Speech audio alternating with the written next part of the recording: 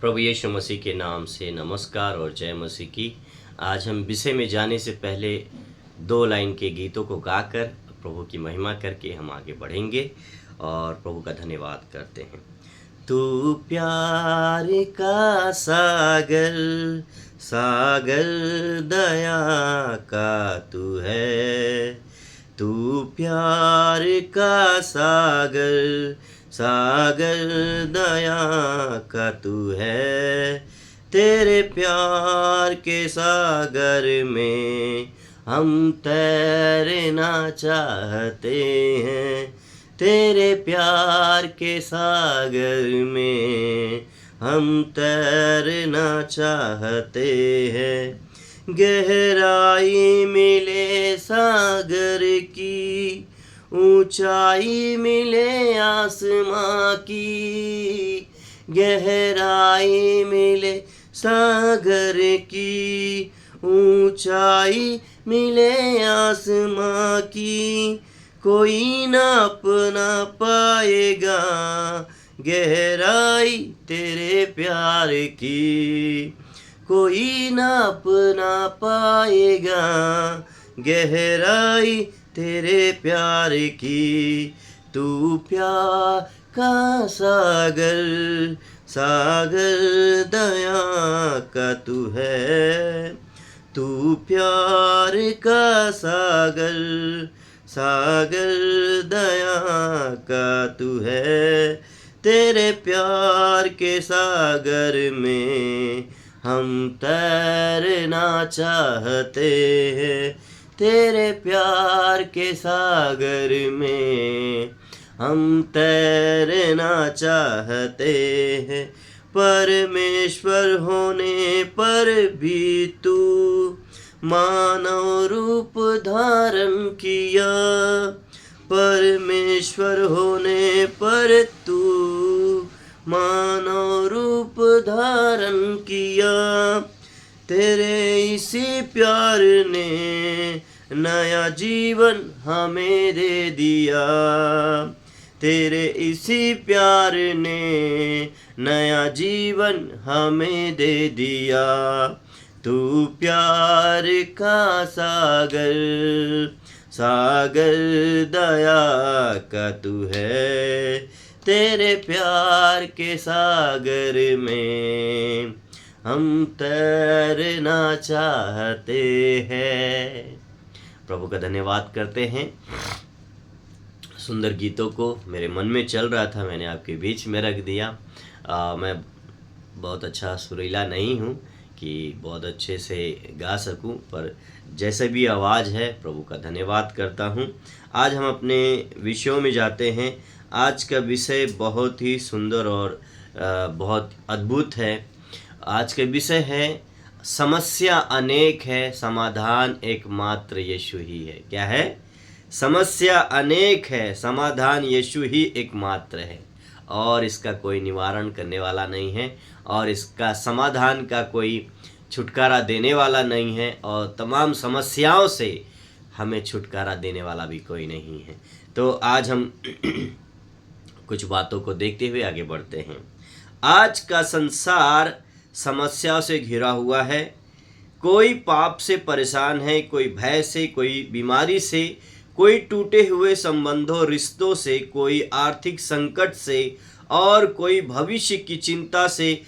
मनुष्य ने विज्ञान में, शिक्षा में, धन और शक्ति में बहुत प्रगति की है और करता रहता है और आगे भी करेगा। और कोई भविष्य की चिंता, मनुष्य ने हर एक बातों पे प्रगति की है, बहुत सारी बातों पे, फिर भी उसके हृदय की जो बेचैनी है समाप्त नहीं हुई। कितना भी आप धन कमा लीजिए, शक्ति आपके पास बहुत है, आपके पास बहुत धन संपत्ति है, बहुत शिक्षा का डिग्री है, बहुत सारी बातें आपके पास हो सकता है, परंतु जो आपके हृदय में, आपके विवेक में, आपकी कल्पनाओं में, आपकी भावनाओं में, आपकी आत्मा में जो बेचैनियां हैं, जो समस्या आपके अंदर, खुद के अंदर है, उसका समाधान आप नहीं कर पा रहे हैं। सारी चीज़ का आप समाधान कर पा रहे, कोई चीज़ बिगड़ गया है उसे आप बनवा सकते हैं। कोई चीज़ खराब हो रहा है उसे फिर से ठीक करवा सकते हैं और कर भी देते हैं। परंतु हृदय की बेचैनियाँ, परंतु हृदय की मलाल और जो रिश्ते जो टूटे हुए हैं, बहुत सारी बातें, उसे फिर ज्यों का त्यों नहीं कर पा रहे हैं। तो कहने का मतलब एक ही है, अगर आपको इन सारी चीज़ों का समाधान अपने ज़िंदगी में देखना है तो वो सिर्फ एक यीशु है। वो सब समाधान करने वाला खाली एक ही व्यक्ति है, वो है मसीह यीशु हमारा प्रभु। वो सब समाधानों का, वो सब समस्या का समाधान करने वाला है। आपकी हर एक परेशानी को दूर करके आपको नई तरीके से ले चलने वाला परमेश्वर है।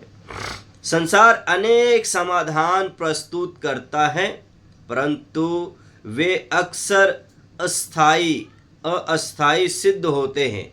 परंतु परमेश्वर का वचन हमें बताता है कि मनुष्य हर समस्या का अंतिम और स्थायी समाधान केवल प्रभु यीशु मसीह में पाया जाता है और किसी में नहीं। क्या है?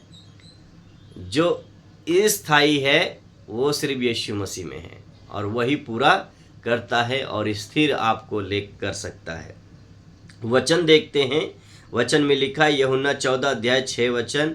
प्रभु का वचन कहता है, प्रभु यीशु ने खुद कहा, मार्ग और सत्य और जीवन मैं ही हूँ, बिना मेरे द्वारा कोई पिता के पास नहीं पहुँच सकता। अगर आपको ईश्वर के पास भी जाना है, आपको स्वर्ग के वहाँ तक पहुँचना है, तो भी आपको यीशु से ही गुजरना होगा। आपको पाप से छुटकारा पाना है तो यीशु से ही गुजरना है। यदि आपको शांति, अपने जीवन में आनंद, आपके जीवन में हर एक वो भलाई आनंद मिलना है, वो भी यीशु के ही द्वारा आपको मिलेगा। इसके अलावा आपको कहीं नहीं मिलेगा। संसार में आप चाहे कितना भी हाथ पैर रगड़ लें और कितनी भी आप कुछ भी कर लीजिए, आपको नहीं मिलने वाला। आप ऊपरी मन से लोगों को बोल सकते हैं कि हाँ मैंने ये काम किया था, मुझे मिल गया, लेकिन आपका व्यक्तिगत, आपका विवेक आपको बताएगा कि आपने सच में शांति पा लिया है या नहीं पाया है। आपका विवेक आपको बताएगा कि आपने पाप के ऊपर जय पा लिया है, या आपका आत्मा और विवेक ही बताएगा। दुनिया को बताने के लिए हाँ मेरे को सब कुछ मिल गया है, दुनिया के रीति रिवाजों से आपको लगेगा कि हाँ मैंने बहुत अच्छा काम किया, लेकिन दुनिया दिखा देंगे, दुनिया को खुश कर देंगे, लेकिन अपने आत्मा और विवेक को कैसे संतुष्ट कर पाएंगे?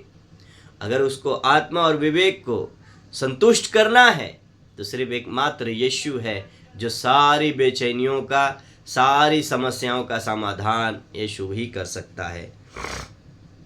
और साथ ही साथ हम जब वचन और आगे बढ़ के देखते हैं, पहला पॉइंट देखते हैं, पाप की समस्या का समाधान यीशु है।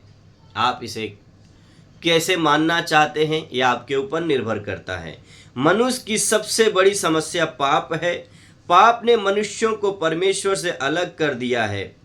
पाप ने कई रिश्तों को अलग कर दिया है। पाप ने कई रिश्तों और संबंधों को एक दूसरे से दूर कर दिया है। वो समझ नहीं पा रहे कि ये क्यों है और क्या कारण है। और वचन देखते हैं, रोमियो 3 अध्याय उसका 23 वचन में कहता है, क्योंकि सब ने पाप किया है और परमेश्वर की महिमा से रहित है। परमेश्वर की उपस्थिति से, परमेश्वर की महिमा से, परमेश्वर के अनुकंपा से, परमेश्वर के करुणा से, परमेश्वर के शांति से, परमेश्वर के आनंद से मनुष्य को दूर कर देता है पाप। लेकिन और नीचे कहता है, रोमियो 6 अध्याय उसका 23 वचन कहता है, क्योंकि पाप की मजदूरी तो मृत्यु है, परंतु परमेश्वर का वरदान हमारे प्रभु मसीह यीशु में अनंत जीवन है। पाप की मजदूरी मृत्यु है, परंतु यदि पाप को अपने स्वीकार करके उसे मान लिया और छोड़ भी दिया, तो उससे प्रभु आपको अनंत जीवन, अनंत शांति, अनंत महिमा देने के लिए एकमात्र प्रभु यीशु मसीह तैयार है। तो ये आपके ऊपर निर्भर करता है कि आपको वो चाहिए या नहीं चाहिए। साथ ही साथ एक और वचनों को हम देखते हैं। पहला यूहन्ना 1:7 यीशु का लहू हमें सब पापों से शुद्ध करता है। यीशु का लहू हमें सब पापों से शुद्ध करता है। प्रेरितों के काम, एक और वचन को देखेंगे, प्रेरितों के काम 4:12 किसी दूसरे के द्वारा उद्धार नहीं है। किसी दूसरे के द्वारा उद्धार नहीं है। यीशु ने क्रूस पर अपने बलिदान के द्वारा पाप की समस्या का समाधान कर दिया है। आज 2000 साल 26 हो गया और प्रभु ने आपका और मेरा, पूरे जगत में जितने भी लोग पाए जाते हैं, नाना प्रकार की भाषा बोलने वाले, नाना प्रकार की अपने आप को कुल और गोत्र बताने वाले, उन सबों के अपराधों को, उन सभी के पापों का, पूरे जगत के पापों का प्रभु यीशु ने वो सब बातें चुकाया है और उन सब के शुद्ध करने के लिए अपने लहू को बहाया। प्रभु का धन्यवाद करते हैं उसके महान बलिदान के लिए, उसके बड़े उपकार के लिए। यदि आज हम जानते हैं प्रभु को और उसके प्रेम को, तो हम यह धन्यवाद करते हैं कि हम भी एक समय अंधकार में और तमाम नाना प्रकार की बुराइयों में थे, परंतु हमें भी परमेश्वर ने छुटकारा दिया और आज हम उन सारी बातों को मसीह यीशु में होकर आपको बता सकते हैं कि प्रभु ने हमें जो शांति और आनंद, जो खुशी उसने हमें दी है, हम औरों तक पहुंचाने में मदद कर सकें।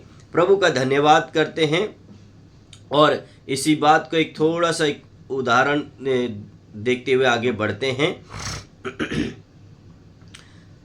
खोई हुई भेड़, लूका 15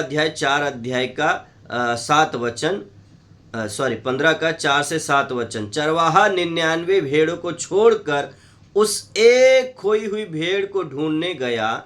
यह दर्शाता है कि यीशु खोए हुए पापी को बचाने आया और उसका समाधान और उसके समस्याओं को दूर करने के लिए उनके जीवन का समाधान करने स्वयं बन गया।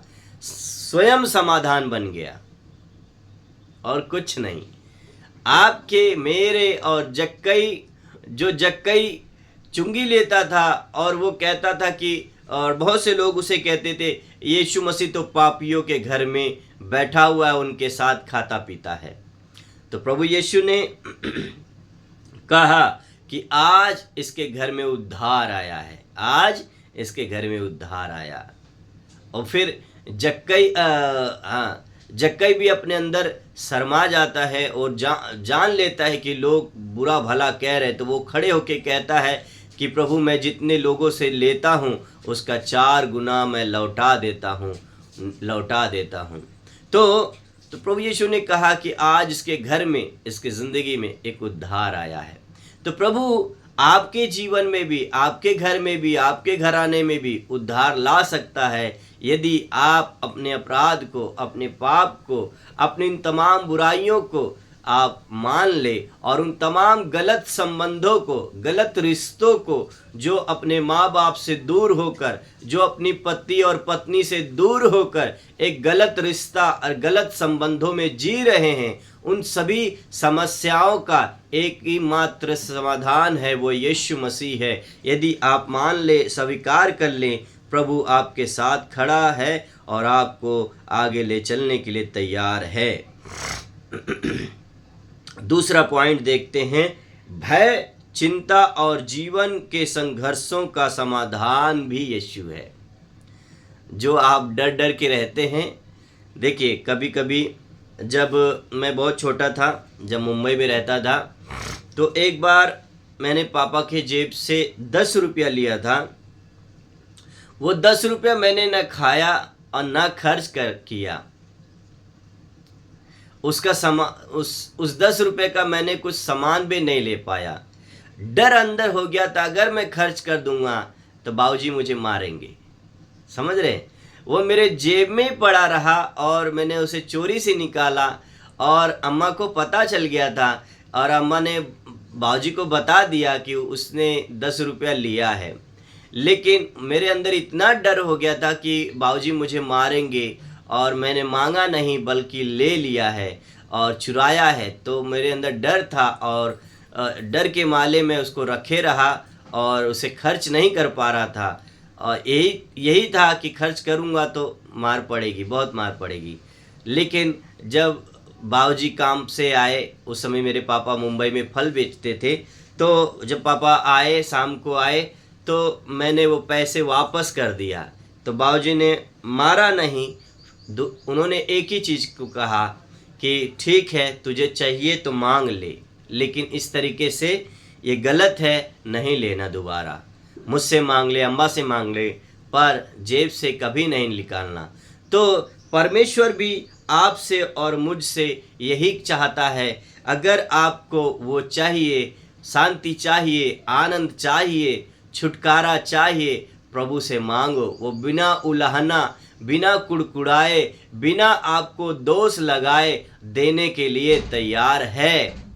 परंतु आप किस तरीके से लेना चाहते हैं, किस तरीके से वो पाना चाहते हैं, ये आपके ऊपर निर्भर करता है। आप रगड़ा झगड़ा, अपनी ये करना वो करना, तमाम संसार की रीति रिवाजों से उसको ऐसे कर दूंगा, मुझे ये मिल जाएगा, वैसा ऐसे कर दूंगा, वो मिल जाएगा। मैं आपको बताऊं, मैं कंपनी का नाम नहीं लेना चाहता हूं, जिसमें मैं काम करता था। 18,600 हमारी तनख्वाह है, ठीक है, और वो ठेकेदार है। क्या करे, मजबूरी है। सरकार तो खाली बोल देता है कि ऐसे ऐसे करके क्या करना है, हर वर्कर को इतना देना है। दिल्ली का रेट 18,000 है स्टार्टिंग का। सरकार तो बोल के निकल लेता है, उसका फर्ज है, बोल दिया और आदेश दे दिया, लेकिन जो नीचे घूमते रहते हैं ना, वो नहीं पूरा करते हैं। सरकार इसे माने चाहे ना माने, सरकार तो खाली बोल दिया, हो गया। लेकिन कभी भी जो लेबर कमिश्नर होते हैं, लेबर जो डिपार्ट होता है, जो बड़ी बड़ी कंपनियों में जाके कभी नहीं देखते। क्यों? उनको किस चीज़ का लाभ है, उनसे कोई थोड़ी पैसे मिल रहा है लोगों से। वो लोगों की मजबूरी को, लोगों की समस्याओं को नहीं जानना चाहते। तो वो हमारा ठेकेदार क्या करता है, हमारा इतना पैसा मिलने के बाद वो हमें भेजता है, उतना ही वापस मांग लेता है। यदि हम ऊपर किसी को बोलेंगे तो वो कहता है निकाल देंगे। और आज के डेट में इतनी मजबूरी है, अगर काम छूट गया तो जल्दी काम मिलने को नहीं है, और अगर मिलेगा भी तो फिर वही आपको कम रेट में फिर से काम करने के लिए आपको मजबूरन करना पड़ेगा। तो अब वो व्यक्ति पैसे ले तो लेता है सबसे, सारे लड़कों से, सारे वर्करों से ले तो लेता है, लेकिन हर 3 महीने लंगर करता है, अपने घर के आसपास लंगर करता है कि दुनिया को दिखाने के लिए, अपने आसपास दिखाने के लिए कि मैं बहुत बड़ा दानी हूँ।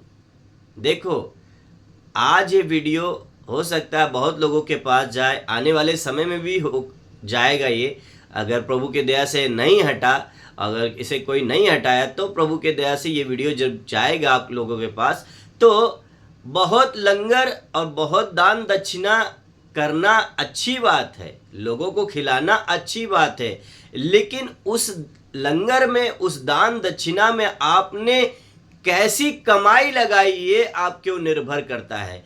दूसरों का चोरी करके, दूसरों का बेईमानी करके, दूसरों के तनख्वाह में से कटौती करके, दूसरों का पेट काट कर, दूसरों के तनख्वाह में से छीन लेना, और फिर आप दुनिया को लंगर खिलाना, दुनिया को दान दक्षिणा करना, ये शोभा नहीं देता। और ये मत सोचिए कि मैं दुनिया को संतुष्ट कर दिया, मैं बहुत दान्य पुण्य कर दिया। ऐसे दान्य पुण्य से आपसे कोई फायदा नहीं, ये तो दुनिया को दिखाने वाला हो गया ना। वो तो हकीकत ईश्वर आपको जानता है, जिस ईश्वर का आप आराधना कर रहे हैं, जिस ईश्वर के नाम से आप इतना बड़ा काम कर रहे हैं, लेकिन वो आपका ईश्वर भी तो जानता है कि आपने किस रीति से पैसा लाया।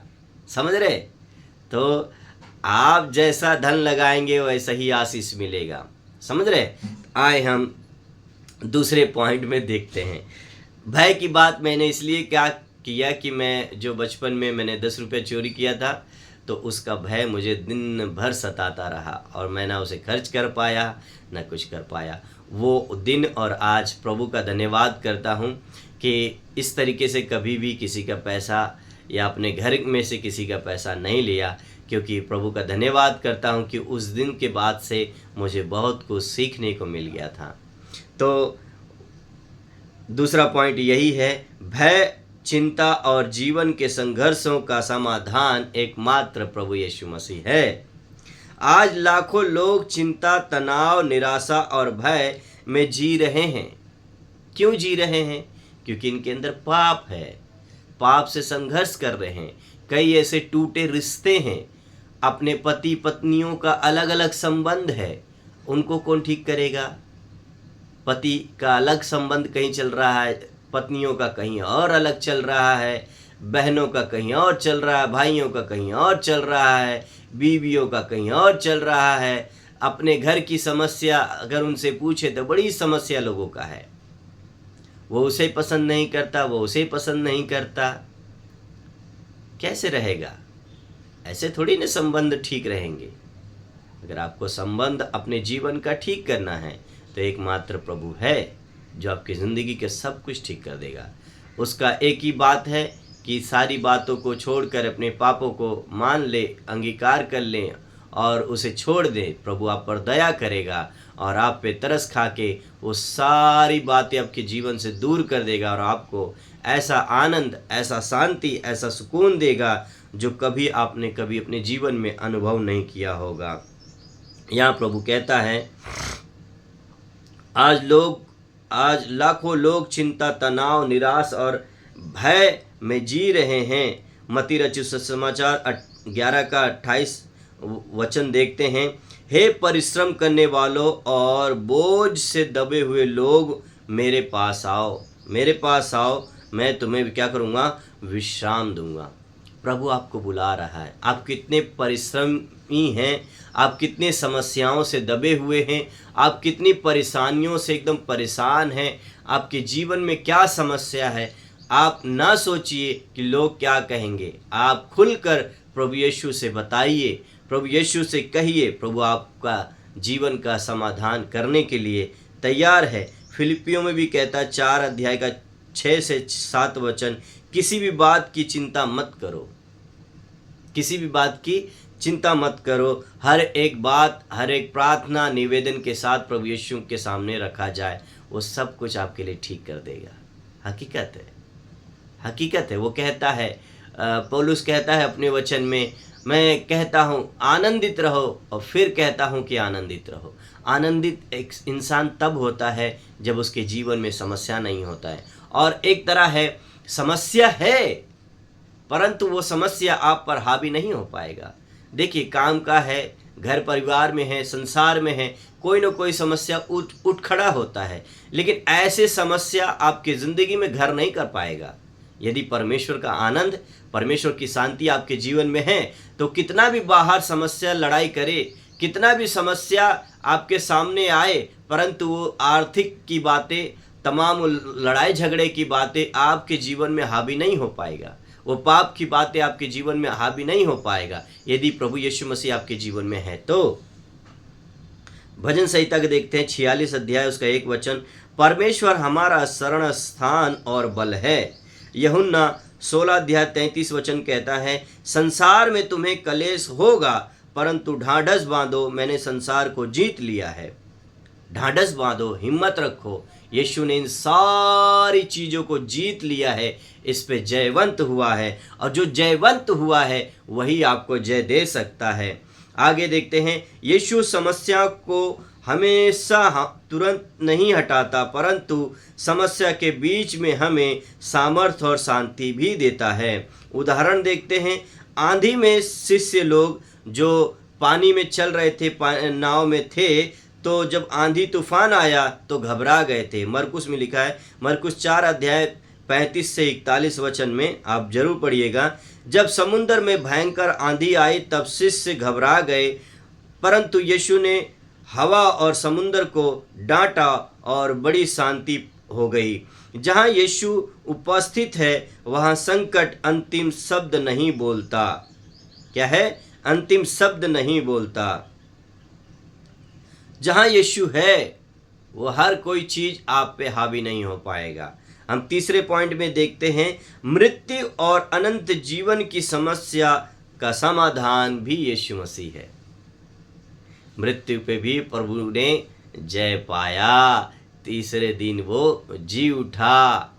वो हमारे और आपके पापों के कारण मारा गया, गाड़ा गया और तीसरे दिन जी उठा, और आज भी वो जीवित है, आपको और मुझे शांति और आनंद और पाप से छुटकारा देने के लिए। संसार की सबसे बड़ी वास्तविकता मृत्यु है, लेकिन इसी से डरते रहते हैं। सच्चाई है, मृत्यु आना है और सबको आना है। मरेंगे हम सब, एक दिन जरूर मरेंगे। कोई भी मनुष्य इससे बच नहीं सकता, लेकिन हमारा अंत कैसा होना चाहिए, हमारा मृत्यु कैसा होना चाहिए, हमारे ऊपर निर्भर तो नहीं है, लेकिन अच्छे काम करके मरें, अच्छे काम करें, हमारे जीवन से लोगों को लाभ मिलने पाए, हमारे जीवन से बहुतों को अच्छी बातें मिलने पाए, हमारे जीवन से बहुतों को कुछ न कुछ मिलने पाए। ऐसा अंत हो तो अच्छी बात है। दुष्टता से करते करते दुष्टता में मरे तो क्या फायदा, कोई फायदा नहीं है। यूहन्ना 11 अध्याय उसका 25 से 26 वचन यीशु कहता है, पुनरुत्थान और जीवन मैं हूं, पुनरुत्थान और जीवन मैं हूं। मरियम और मार्था से कहते हैं जब उसका भाई लाजर मर जाता है, जब लाजर को जिंदा कर देते हैं। पहला कुरिन्थियों 15 अध्याय 55 से 57 वचन में देखते हैं, हे मृत्यु तेरी जय कहाँ रही। और यूहन्ना 3 अध्याय 16 वचन में कहता है, जो कोई उस पर विश्वास करे वो नाश ना हो परंतु अनंत जीवन पाएगा। परमेश्वर ने जगत से ऐसा प्रेम किया कि उसने अपना इकलौता पुत्र दे दिया, ताकि जो कोई उस पर विश्वास करे वो नाश ना हो परंतु अनंत जीवन पाए, परंतु अनंत जीवन पाए। प्रभु नहीं चाहता कि आप नाश हो। प्रभु अब नहीं चाहता कि आप अपनी समस्याओं में रहकर ही परेशान रहें, अपनी समस्याओं में ही घुट घुट के मरे। नहीं, प्रभु आपको समस्या से आपको आज़ाद करना चाहता है। आपकी समस्या कितनी भी बड़ी हो, कैसी भी हो, आप उसे मत देखिए। प्रभु यीशु मसीह को एक बार देखिए, एक बार प्रभु यीशु पे भरोसा कीजिए, एक बार प्रभु यीशु को पुकारिए। आपकी ज़िंदगी से तमाम समस्या और तमाम परेशानी दूर हो जाएगा। प्रभु का धन्यवाद करते हैं उसके पवित्र नाम और उसके पवित्र वचनों के लिए।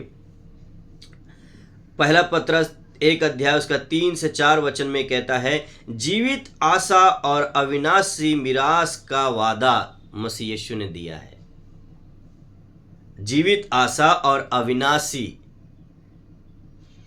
मिरास, मिरास का मतलब एक इनाम पाना, एक इनाम आपके लिए रखा है जो कभी मिट नहीं सकता। संसार का ताज, कप, जो भी आपको अवार्ड, जो कुछ भी मिलता है वो रखी रह जाएगा, लेकिन एक ऐसा मिरास है, एक ऐसा इनाम है जो कभी नहीं खत्म होगा, जो आपके जीवन में देगा प्रभु यीशु। यीशु ने अपनी मृत्यु और पुनरुत्थान के द्वारा मृत्यु पर विजय प्राप्त की और अनंत जीवन का मार्ग खोल दिया। सब चीज रास्ता खोल रखा है, बस आपको उस रास्ता को अपनाना है। आपके ऊपर निर्भर करता है कि आप कौन सा रास्ता अपनाना चाहते हैं। वो रास्ता आपके लिए खोल रखा है। आइए हम कुछ बातों को देखते हुए आगे बढ़ के प्रार्थना करके समाप्त करते हैं। समस्या जीवन का हिस्सा है। पाप, भय, चिंता, बीमारी, टूटन, संघर्ष और मृत्यु, ये सब हमारे जीवन का समस्या और हिस्सा है, परंतु ये सभी मनुष्य के सामने खड़ी है। परंतु परमेश्वर का वचन हमें विश्वास दिलाता है कि इन सब के बीच एक ऐसा नाम है जो हर नाम से महान है, एक ऐसा उद्धारकर्ता जो हर समस्या से बड़ा, और वह है प्रभु यीशु मसीह। समस्या अनेक हो सकती है, परंतु उनका अंतिम और स्थायी समाधान केवल यीशु है। संसार अस्थायी सहायता देता है, परंतु यीशु संपूर्ण उद्धार, शांति, आशा और अनंत जीवन देने के लिए तैयार है। आप लेने वाले बने और उसे अपनाने वाले बने तो वो प्रभु यीशु आपके लिए तैयार है। प्रभु का धन्यवाद करते हैं, उसकी भलाई के लिए, उसके अनुग्रह के लिए प्रार्थना करके समाप्त करते हैं। ठीक है प्रिय मित्र, मैं विश्वास करता हूं कि आज ये बहुत कुछ आपने सीखा। हे हमारे स्वर्गीय और सामर्थी परमेश्वर, आपकी हर एक भलाई के लिए हम धन्यवाद करते हैं कि आपने अपने पुत्र प्रभु यीशु मसीह को हमारे उद्धार और हमारी सहायता के लिए भेजा। हम स्वीकार करते हैं कि हमारे जीवन में अनेक समस्या, संघर्ष, भय और कमजोरियां हैं। कई बार हम अपने समाधान संसार में खोजते हैं, परंतु आज हम समझते हैं कि सच्चा और स्थायी समाधान केवल मसीह यीशु में है। हे प्रभु यीशु, यदि हमारे जीवन में पाप है तो हमें शुद्ध कीजिए, यदि भय है तो हमें साहस दीजिए, यदि चिंता है तो अपनी शांति से भर दीजिए, यदि हम निराश हैं तो हमें नई आशा प्रदान कीजिए। हमें ऐसा विश्वास दीजिए कि हम हर परिस्थितियों से लड़ सकें, आपकी ओर देख सकें और आप पर भरोसा रखें। हमारे जीवन को आपकी महिमा के लिए उपयोग कीजिए राजा यीशु, और हमें आपके प्रति विश्वास योग्य बनाए रखिए। प्रभु, हम आपका धन्यवाद करते हैं और सारा आदर, महिमा, इज्जत, गौरव प्रभु आपको देते हुए धन्यवाद के साथ प्रभु यीशु मसीह के नाम से इस प्रार्थना को मांगते पिता, सुने और ग्रहण करें। आमीन, आमीन, आमीन। प्रभु का धन्यवाद करते हैं। प्रभु यीशु का अनुग्रह और उसकी शांति लगातार आपके साथ बना रहे। जय मसीह।